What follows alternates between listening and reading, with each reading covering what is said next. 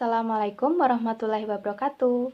Perkenalkan, nama saya Afrilia Surtaviani, Prodi D3 RMIK, Universitas Duta Bangsa Surakarta. Di sini saya akan menyampaikan materi tentang gangguan mental organik. Apakah itu gangguan mental organik?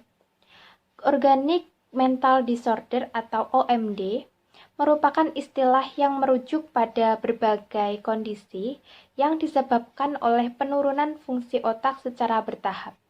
Kondisi ini dapat bersifat sementara, akut maupun kronik. Bila kondisi ini menyerang, pasien harus mendapatkan perawatan supaya gejalanya tidak memburuk dan menimbulkan masalah yang bisa mengancam jiwa. Penyebab terjadinya gangguan mental organik adanya trauma atau cedera di otak. Yang pertama, pendarahan di dalam otak atau pendarahan intracerebral. Yang kedua, pendarahan ke ruang sekitar otak atau perdarahan subarachnoid. Yang ketiga, terbentuknya gumpalan darah di dalam tengkorak yang menyebabkan tekanan pada otak atau subdural hematoma. Yang keempat, sindrom amnesik organik, yakni kerusakan pada otak untuk menyimpan memori baru.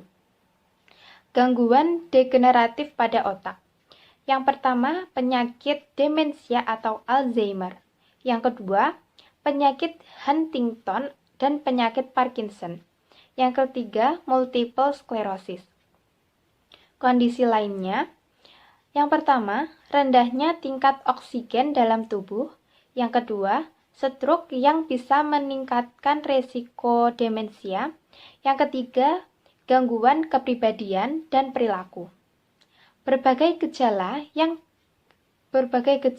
gangguan mental organik, organic mental disorder menimbulkan gejala yang bervariasi bergantung bagian otak yang terkena. Namun, umumnya orang yang didiagnosis terkena penyakit ini akan mengalami gejala sebagai berikut.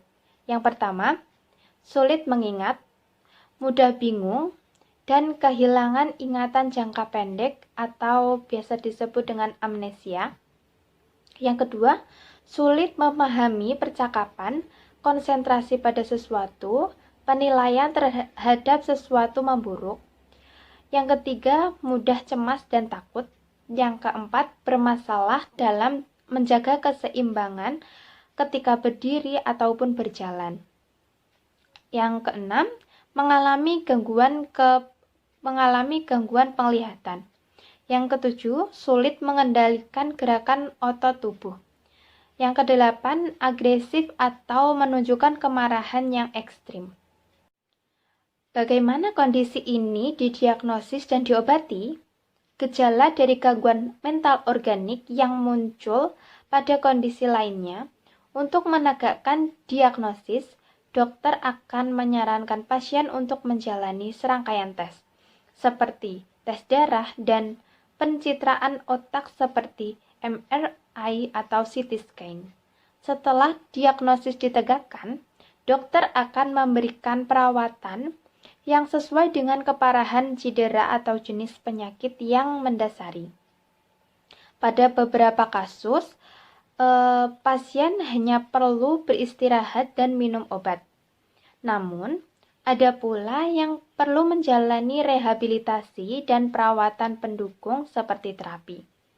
Terapi yang biasanya direkomendasikan adalah terapi perilaku, terapi fisik, dan terapi okupasi. Semua terapi tersebut berfungsi untuk membantu pasien untuk mengendalikan gejala, meningkatkan kemampuan fisiknya, dan membantu pasien untuk melakukan rutinitasnya kembali normal. Sekian. Wassalamualaikum warahmatullahi wabarakatuh.